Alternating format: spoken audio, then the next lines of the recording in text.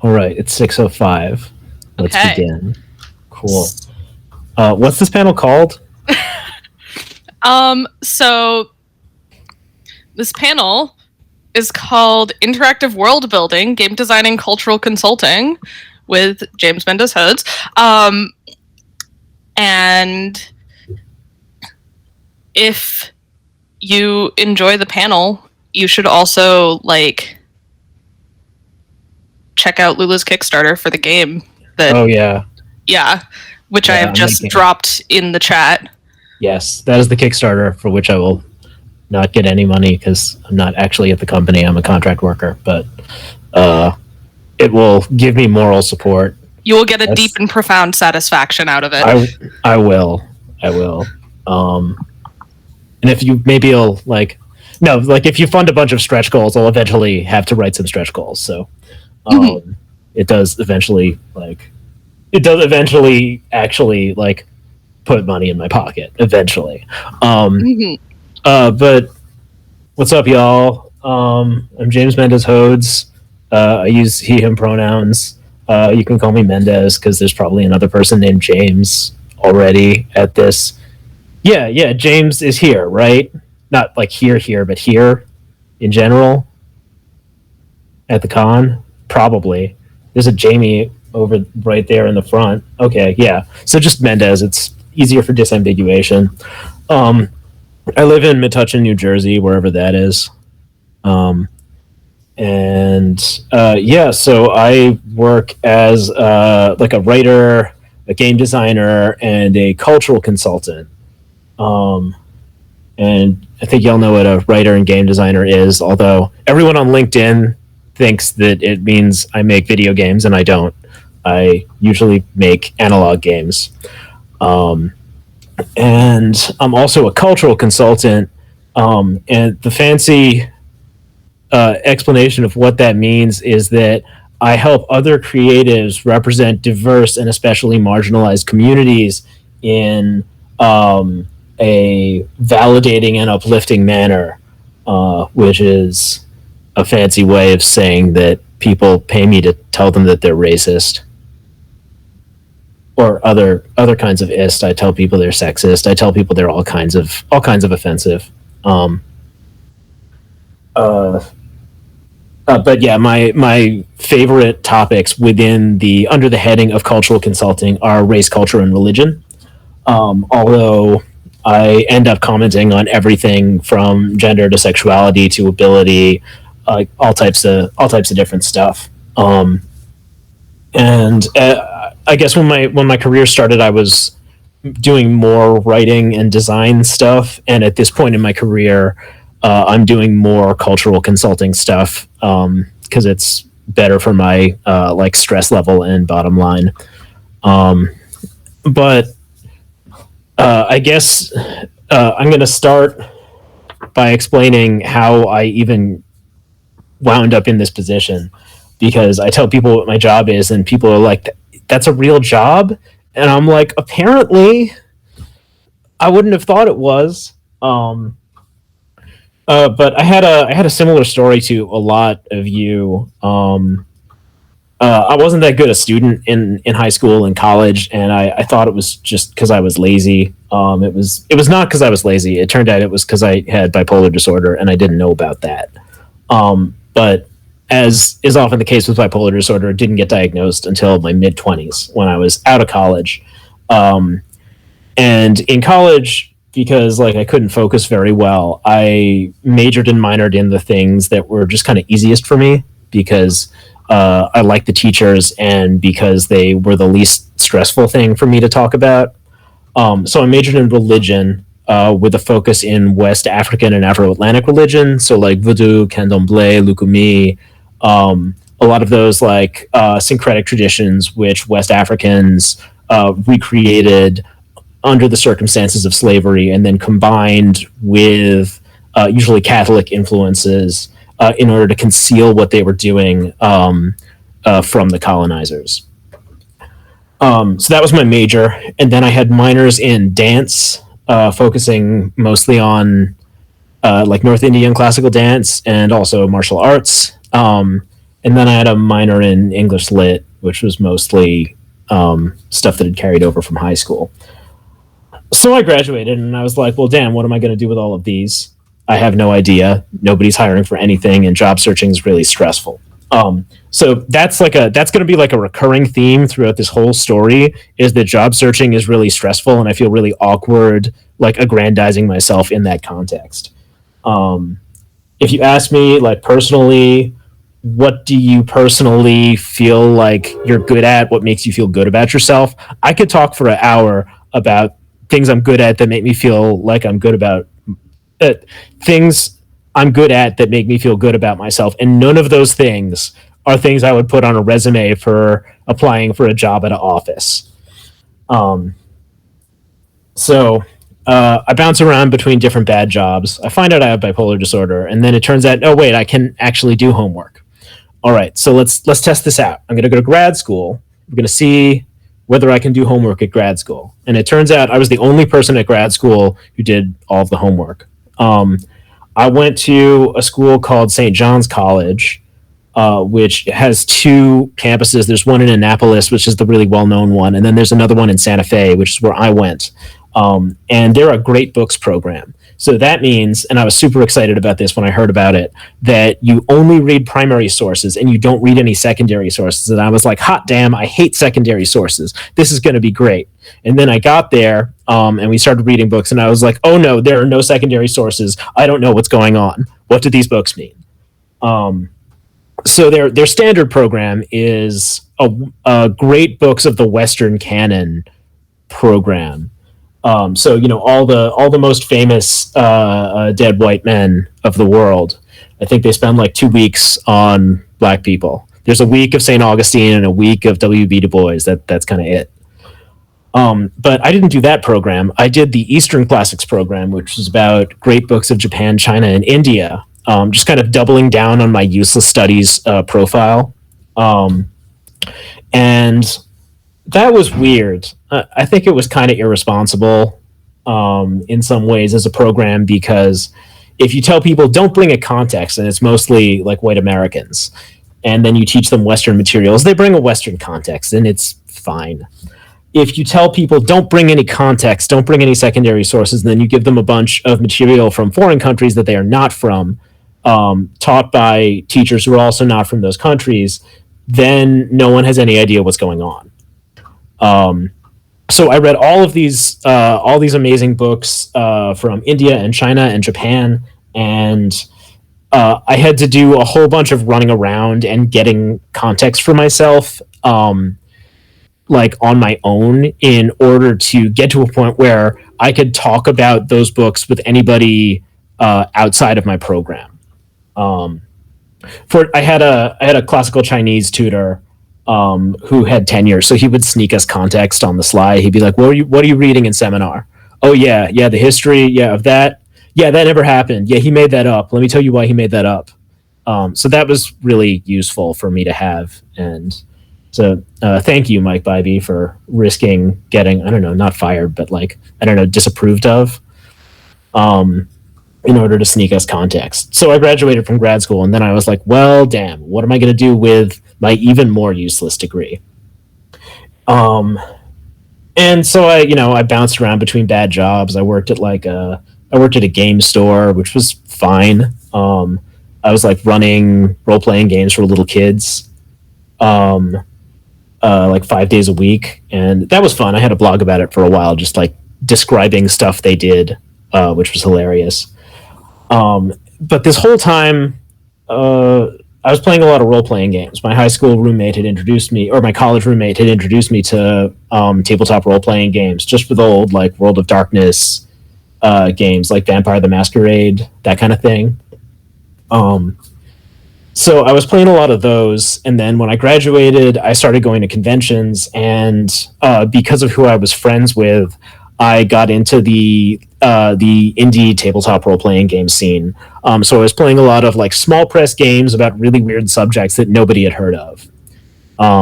And I've played relatively little actual D&D in my life. Like some, but not a huge amount. But yeah, so being in contact with all these small press games was just as a fan going to conventions and volunteering to run games at events was really nice because in the small press scene, people are really close to their work. So people don't like the people who make Dungeons and Dragons, for example, are really really far from their fan base. They're not right there answering questions with you in Slacks or on Twitter or whatever. And people in indie gaming were a lot sort of closer to the ground. So being in the indie scene was a really good way to get introduced to a wide diversity of games. And then I started getting job offers. My first, the first thing I ever wrote, I get it, was for this game called Urban Shadows, which is a like an urban fantasy game about like monsters having power politics. So I wrote. They had me write some settings for it because I was from New York City. They wanted me to write about the Bronx and Manhattan and Staten Island. So that was my first ever professional RPG writing credit, and that started in 2014. And quickly after that, I started getting other offers to asking me to write various kinds of things. The next thing was for a game called Bubble Gumshoe, which is it's about like teenage detectives. Do I have it here? Yeah, it's over here somewhere. But yeah, it's a game about like teenage detectives, like Veronica Mars, or that kind of thing, like solving crimes around a town. And they had me writing like a little adventure for that was hip hop themed. So then I started noticing a pattern, which was that people were always hiring me to write about cultural or religious topics that they themselves were afraid to write about. So that was really kind of the definition of my career. Anytime there was a job that had to do with like a religion that wasn't well represented, that was mostly practiced by people of color, or a topic that's really culturally tied that white people felt uncomfortable approaching, they would come to me and ask me to write it. I got my first full-time job in gaming from a guy called John Wick, same name as the fictional murderer. He was a game designer in the 1990s who had come up with two really huge properties. One was called Seventh Sea, which was like a Renaissance swashbuckling fantasy pastiche, and then he also had a game called Legend of the Five Rings, which was a samurai media viewed from a Western eye pastiche, which is like legendarily problematic. And when 7th Sea got a second edition and they kickstarted it and got like $1.3 million, they hired a whole bunch of people to work on the project full time, and I was one of them. So for like a year and a half, I was working there until the company encountered financial difficulties. Trying to be politic about that. Yeah, encountered financial difficulties, and then no one was working there anymore. So at that point, I went freelance, and then I was just trying to get freelance writing jobs and work on as many games as possible, and kind of cobble together a career from that while trying to look for some kind of a part-time or a full-time job. And that period was terrible. Freelancing is terrible. It's really, really hard. And even now, I'm now at a point where like that job is stable, but I cannot emphasize enough how scary it is to be a freelancer, to have to chase down jobs yourself, and to be paying ridiculous quantities of taxes for doing more work than people with full-time jobs and W-2s. But I scraped along for a couple of years through like having friends who helped me. And so slowly over that freelance period, at the beginning of it, I had this idea that like, wow, this is really hard. I wish I could just tell people they were racist for a living. That job probably doesn't exist though. And I guess when I started it didn't really like there were sensitivity readers, but the standard sensitivity reading model, which we might be familiar with from the world of fiction writing, is that a book gets written, the manuscript is done, it's edited, and then at that point, when it's about to go out, the publisher hires a sensitivity reader to go over it and to point out what problems there are with the work. And at this point, as is widely described in newspaper articles about sensitivity readers and so forth, at this point, it's too late. The structural and fundamental changes that need to be made in most works are already locked in at this point. So a sensitivity reader doesn't really have a chance to help very much. And there have been a couple of novels that I've sensitivity read where I've worked on this model where it was basically done and they just had me check it over. And in all of those cases, the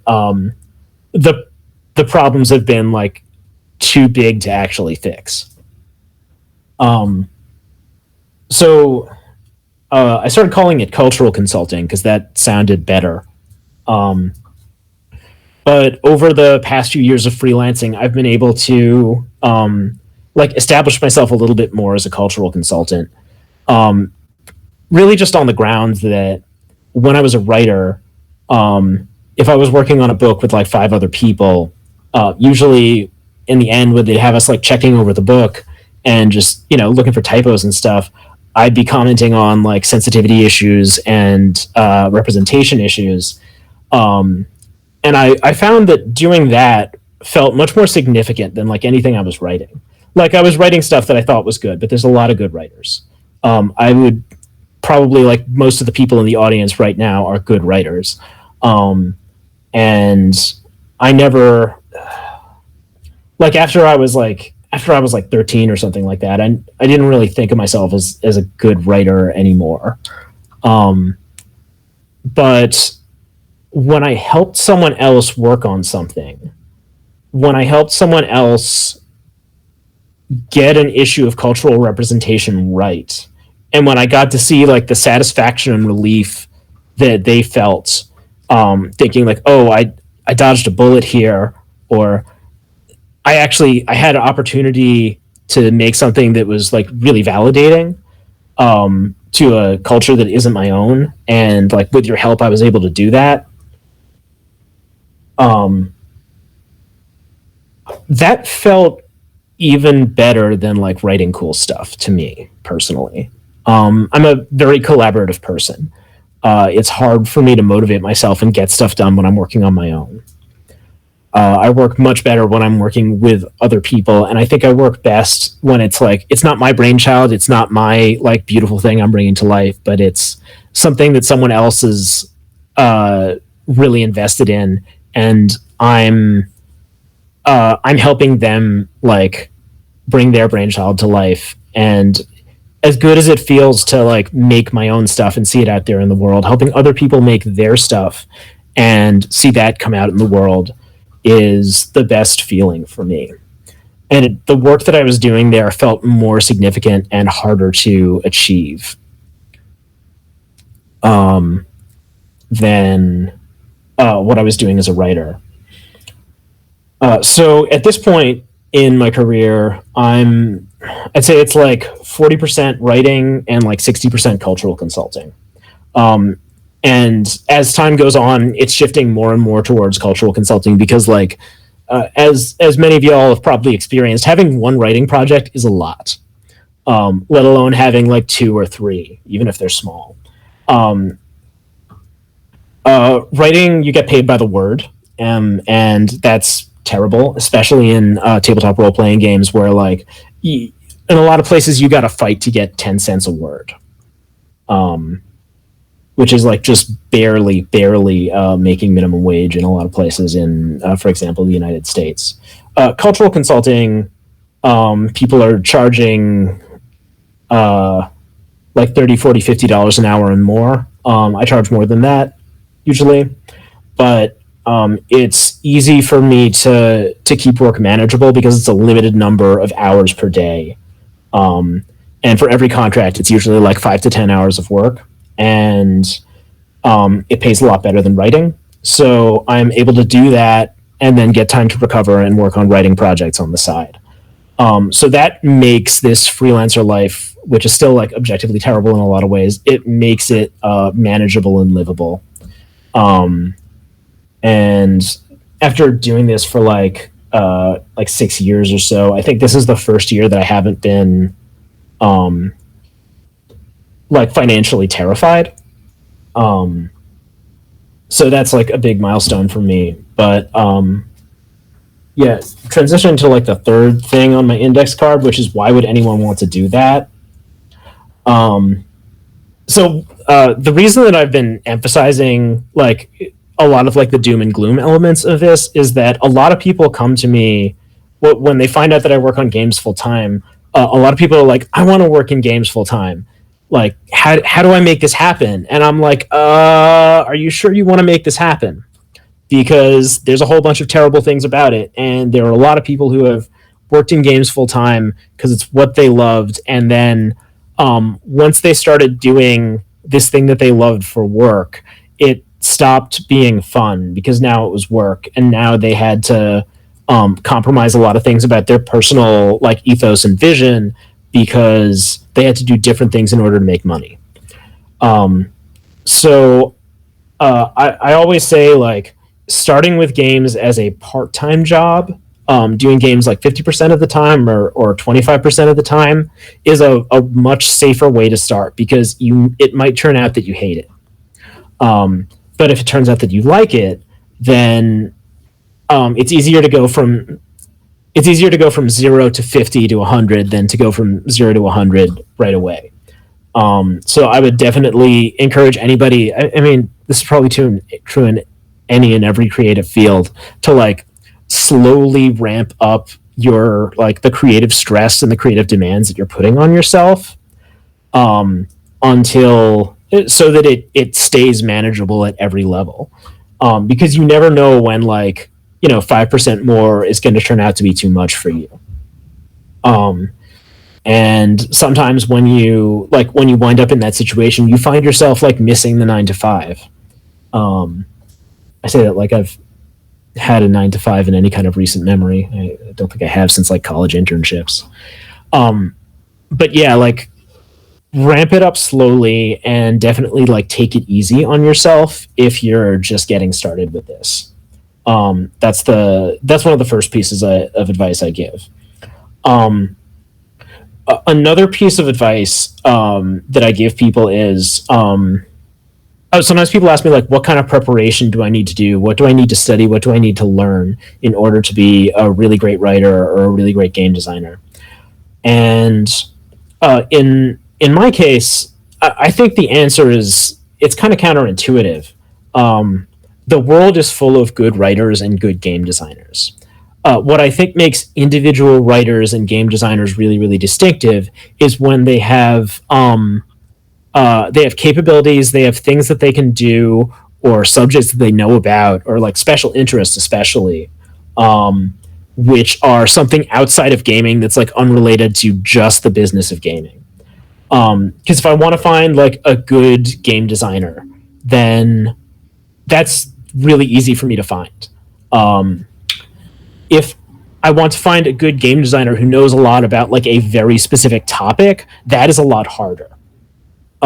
So all y'all who have like a special interest in some genre or some topic, that's a huge asset, because now you're not just a writer, trying to pop your head up from a sea of other good writers. Now you're a writer who knows a huge amount about like bats. What's up, Rosemary, if you're out there? So yeah, and I think that actually extends even to stuff that's not just like topics in gaming, like I know a lot about martial arts because I do martial arts all the time. But again, it's really easy to find game designers who know a lot about swords. So that's, it's helpful, but it's not hugely distinctive. But a writer or a game designer who has, say, project management experience, a writer or a game designer who knows how to do marketing or advertising, a writer or a game designer who knows how to do like layout in InDesign, a writer or a game designer who like understands how freelancer taxes work. All of these things, like, they sound kind of boring when you're describing them, but having that other thing going on in your life is huge. And I just read a novel. It's like the third in a trilogy from an author who used to be like a corporate strategist. And so there's all this stuff in the novel about this crime family and all the businesses that they're expanding into. And it's fascinating how they do that. And that's because like the writer used to be a corporate strategist, which like sounds like a villain job. But like she makes it really, really interesting in the novel. So if you have some other capability, from something like, I don't know, business school or whatever, it seems like it's going to be irrelevant to gaming, maybe, but I think those are the things that make you the most distinctive and that make you the most useful. Because like, yeah, it's really exciting to know lots of stuff about martial arts, but everybody's got to do their taxes every year. Everybody's got to market the stuff that they're making. Everybody's got to, like, if you're not making your own business plan, then you're operating on somebody else's business plan. So having other people in my circles who know that stuff, that's really, really important. And when people tell me their job and they're like, I'm a tax lawyer, and they look at me like I'm going to think that's boring, I'm like, no, that's really valuable and like probably really interesting if you told me about it. So all that stuff you're doing, like my degrees, right? I never thought, like, at every point in my studies, I thought this stuff is useless. And now I'm in a job where I use both of my degrees every day in all my jobs. And I could never have predicted that. I couldn't have made that happen on purpose. It had to kind of happen to me. So all y'all out there, if you feel like you've spent a whole bunch of your life focused on something else and you're not sure how it's going to become relevant to writing or game design, it's relevant to writing and game design. You just got to kind of look for the opportunity to like realize that. So yeah, and then I guess like big projects that I'm working on right now. On the cultural consulting side, probably my biggest clients are there's an educational media company in Brooklyn where I'm like going over their like videos to educate children about westward expansion and stuff like that. And there's Wizards of the Coast, the Hasbro subsidiary who makes Dungeons and Dragons and Magic the Gathering. I've been helping them a lot with the new with various things on doing cultural consulting on Magic cards. And then there's Jackbox Games, who make the Jackbox party packs, a lot of those like comedy party games. And so I've been helping them with cultural consulting, helping their games be like offensive, but not offensive because of people's identities. That's an interesting challenge. And then on the like writing and design side, my biggest thing is Avatar Legends RPG.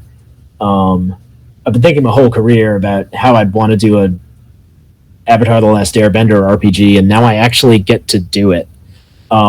which is terrifying because like Viacom CBS owns Avatar and they're a giant scary company, so that's very intimidating.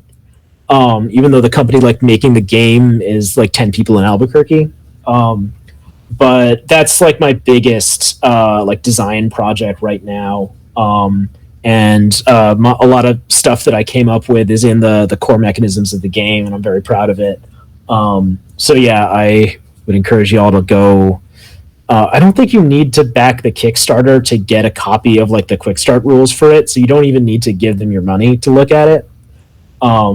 And also, like, schedule permitting, I would totally love to run this game for many of you in the coming weeks. That's all I wrote on my tiny index card. So I was hoping to open this up to questions at this point. Yeah, if any of y'all have questions about like any of the stuff that I've said or other like related stuff in like game design or cultural consulting, yeah, please come up to the pixelated podium. Not sure you're muted. Of course, the unmute button is directly under the stupid notification box. So we did get a couple of questions on. We have a question form at the back of the room.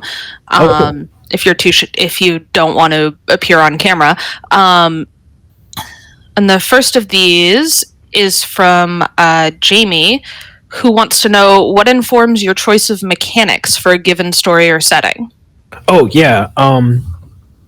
So the ideal situation that I want to come up with for a tabletop role playing game is, in an ideal world, I could come for a given. There's like the story and the what we call like the fiction, which is like the stuff that happens in the story, and then there's the system, which is the dice rolls and conversational patterns which give rise to the fiction. Right? This is the medium. And then this is the narrative, the system in the fiction. So my favorite games have a system which can only be used for that game. There is like a really, really tight marriage of thematics and mechanics, and it feels like the specific mechanics that are for that game could only make those kinds of stories happen. A really good example is so here's Star-Crossed.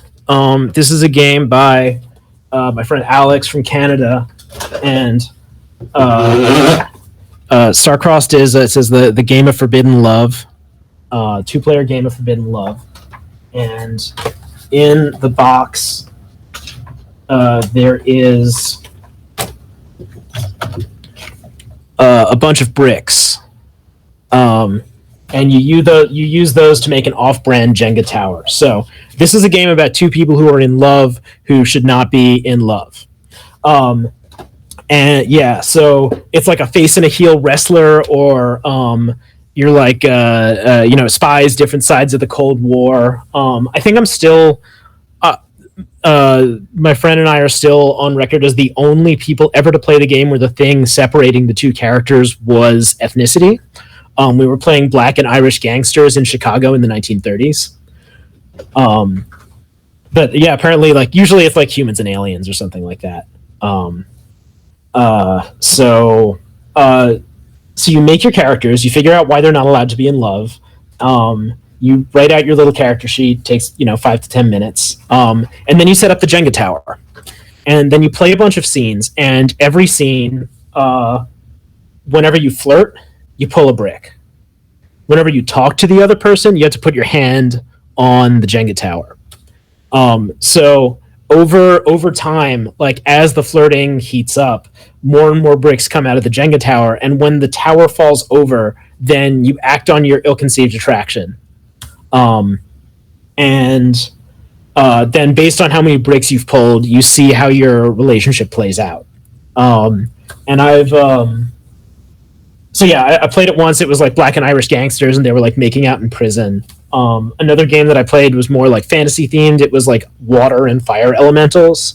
And that game was working with like asexual themes, so it was like a friendship rather than actually a romance, but it still worked really really well. And so yeah, what I love about that game is that it is so specific to the thing that's going on. But as Eli mentioned, this game is actually a hack of another game. There's another game called Dread by Epi Ravachol, which is a horror game that also uses a Jenga tower. So it's a survival horror thing, and every time you do something, you pull a brick, and then when the brick falls over, if you are the one pulling it, then your character dies. So it's meant to simulate like the ramping up tension of like any kind of a survival horror movie or game or something like that.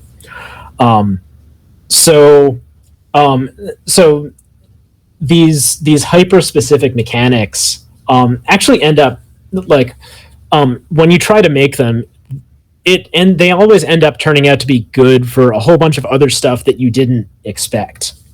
Um, and So that's the ideal to which I aspire. But practically speaking, there's also like a bunch of really common rule sets which come up really really often in many different kinds of games. And these are the ones which I end up spending most of my actual time on. Obviously, the most common rule set that people make stuff based on is Dungeons and Dragons. And I don't really know how to design for Dungeons and Dragons. Like I've played it, but that game is very complicated. I don't really know how to put together a monster or like an adventure for that. Um, but a game that's like a Jenga tower, I feel like I could do that one.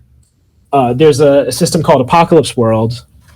Uh, where is it? Yeah, Apocalypse World by Meg and Vince Baker from Massachusetts.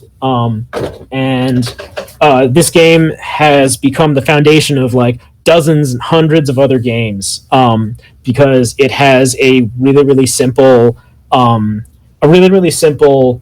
core mechanism, which is not only easy to learn but also easy to start to design in.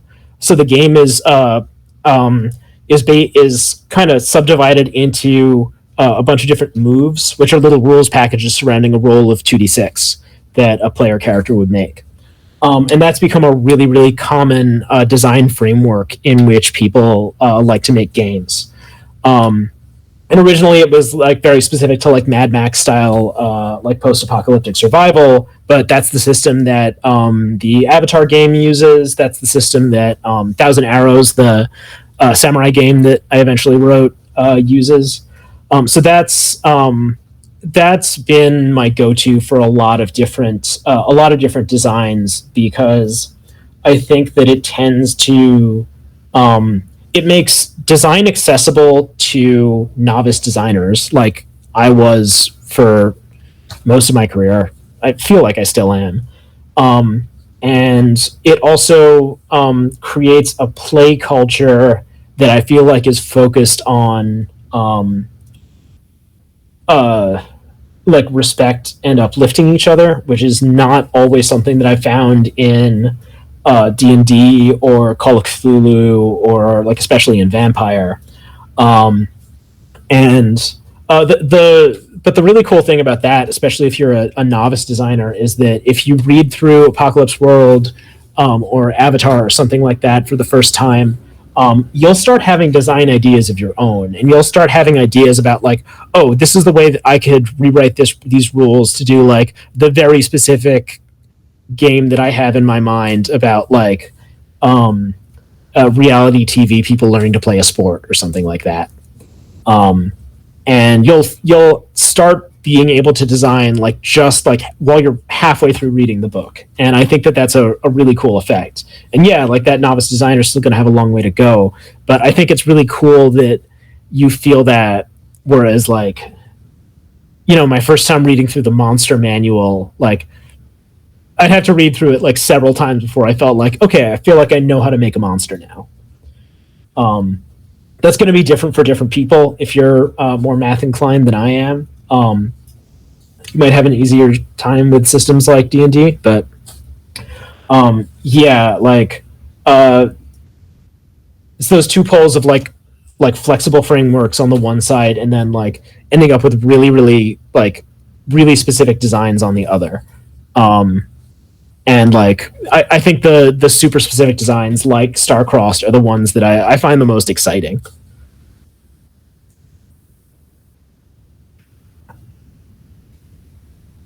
Thank you. Welcome. So our next question is from Rose, who would like to know, in the Avatar quick fixes that happened right after the quick start rules came out, the stat that was meditation got changed to something else. And they wanted to know if the change was for a cultural reason, and if the story there can be used as a sort of like a snapshot of the kind of work you do with consulting. Oh yeah. I remember that change, and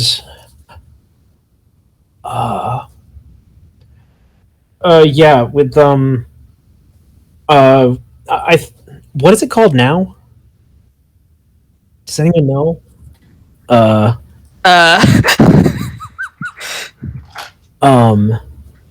That did get changed.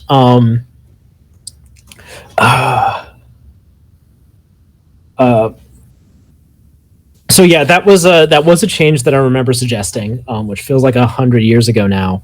And I thought that meditation was what the move does in context is it gives your character a bonus to focus. And while so the focus stat covers a lot of different things. There was another way that you might think of it, which is an original name that I suggested, which got changed, was discipline, and then discipline got generalized to focus. So one thing that we want to be able to do with those stats is to have like a character who has high creativity, or a character who has high focus, to have like a bunch of different kinds of characters fit that mold. With the harmony stat, for example, Uncle Iroh probably has a really good harmony stat. Katara has a really good harmony stat, but also Zahir, the villain of Legend of Korra Season 3, also has a really good harmony stat, I would say. So we want having a high stat in a certain realm to cover like a lot of different kinds of person.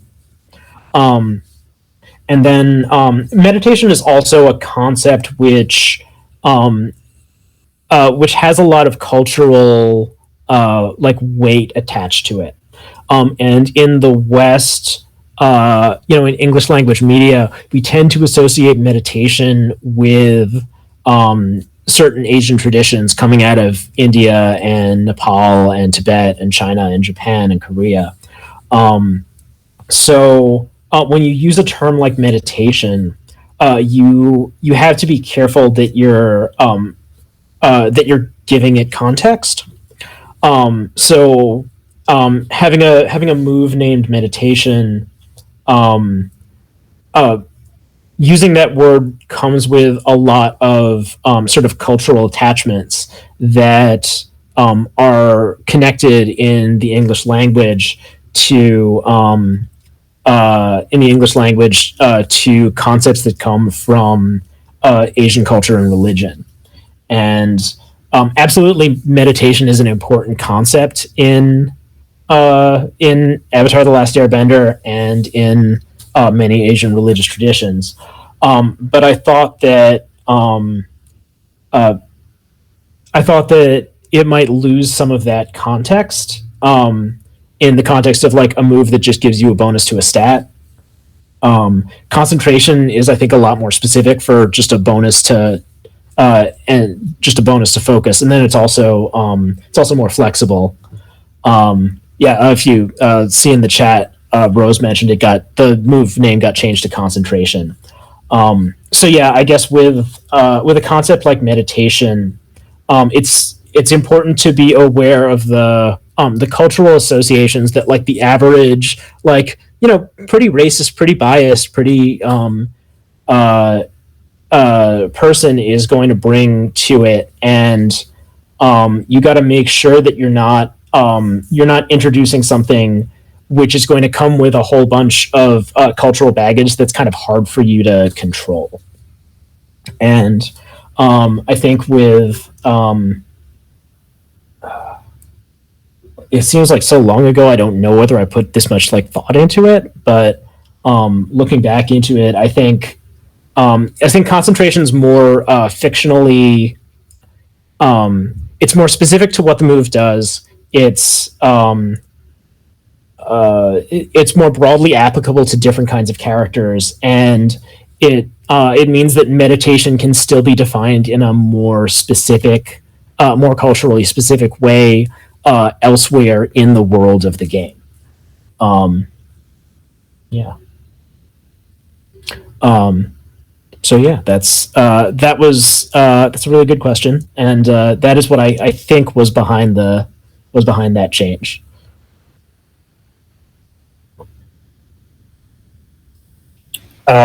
So my question.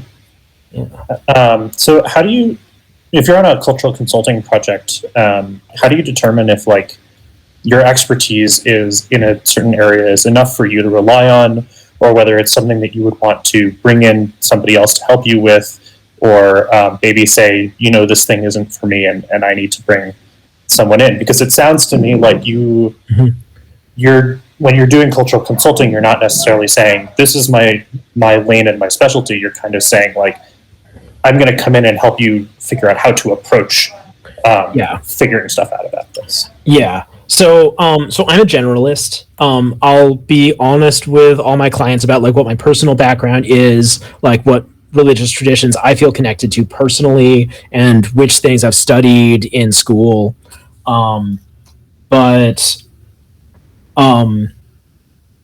Very often, like a lot of my clients come to me and they've got like some large sprawling project and they don't know what they don't know. They bring me in either as a generalist who's able to talk about a lot of different topics, or as a sort of cultural consulting lead to organize other consultants, or as kind of a fixer just to hook them up with different cultural consultants out in the world. And I'm just like constantly, I'm constantly like recruiting new cultural consultants and like training new cultural consultants, helping them like get up to speed.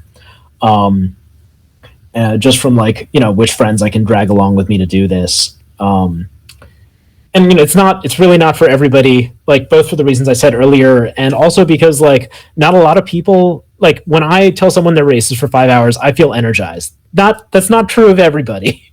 For a lot of people, that's just taxing emotional labor. But so situations in which I would say like this is outside of my experience.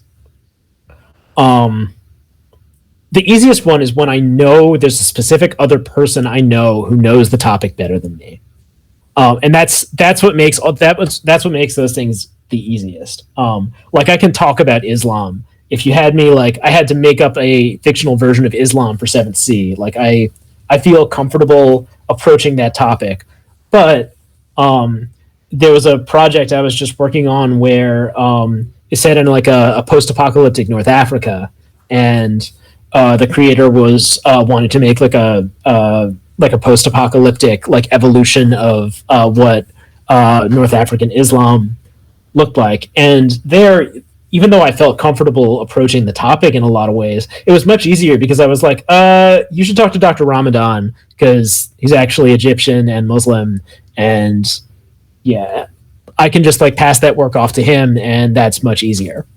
And I know that, cultural consultants, we pass work to each other all the time. We're all in each other's network, and if Omar sees something where he knows I know that topic better, then he'll pass it on to me.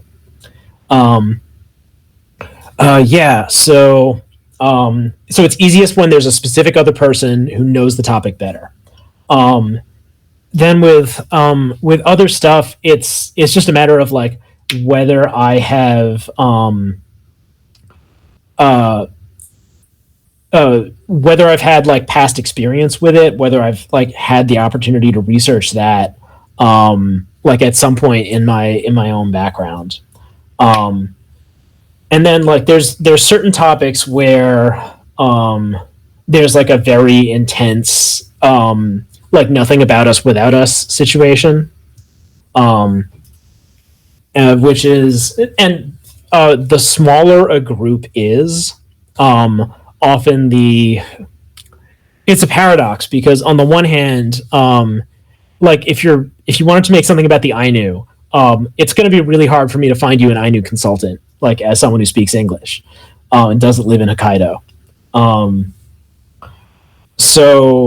but on the other hand, the groups that are the smallest have issues of representation are most intense for them because like the reason we mostly don't worry about representation of white people is that there are so many representations of white people. If you get it wrong, white people will probably be okay. If you get representation of the Ainu wrong, that's the only contact, your media that someone interacts with, that's probably the only thing mentioning the Ainu they're going to see that decade. So the stakes are much higher.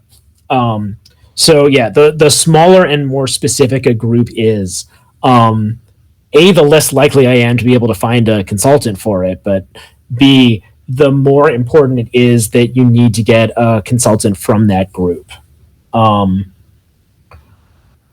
like working as a generalist and as a cultural consultant who just like picks stuff up that's outside my specialty when I'm going through something, um, uh, I'm going to have to deal with some stuff that's outside my favored lanes, and that's I think something that I just have to like come to expect.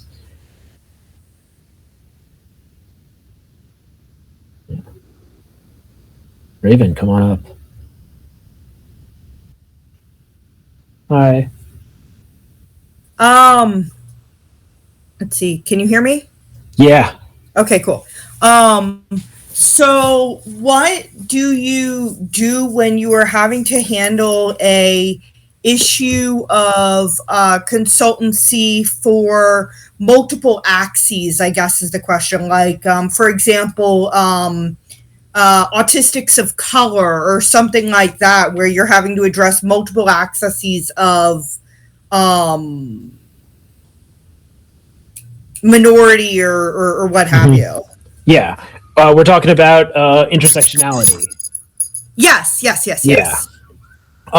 So again, like with those intersectionality situations, it's again, it's off like ideally you find someone from that group because it's very specific. And the concept of intersectionality is broadly speaking that if you have two marginalizations or even two axes of identity, even if one of them isn't necessarily marginalized, they create different stresses and pressures and issues of representation.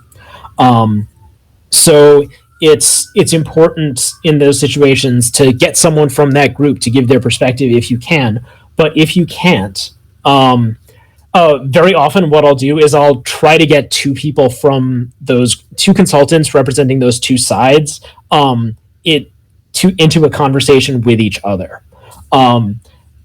Co-consulting is a really, really strong tool. It's a great way for new consultants to learn about new topics and to gain experience. But then also those conversations tend to be really, really good and like really satisfying for everyone involved. So I'll try to like create if I can't find someone who's from that intersection, I'll try to create that conversation. Because usually when it's harder to get two people than one person, but if I can get two people from those groups to talk to each other and to co-work on something, then usually we can create something that is like satisfying. Yeah. I think we're probably out of time because it is 6:59. But if you have more questions for me, I can hang out for a few outside, like in the hall outside. Yeah, but yeah, thanks y'all. Thank you for inviting me to do this. Well, thank you for joining us. This was really fantastic. And for the rest of you, if you want to hear more from Mendez, as he said, he'll be in the hall, or maybe we can convince him to run some of that Avatar game at next year's convention in Montreal in 2022. And registration for that is open at register.crossingscon.org. And if you're interested, there is also a link in Gather at the info desk outside if you want to help support us. And yeah, thank you all. Have a good evening.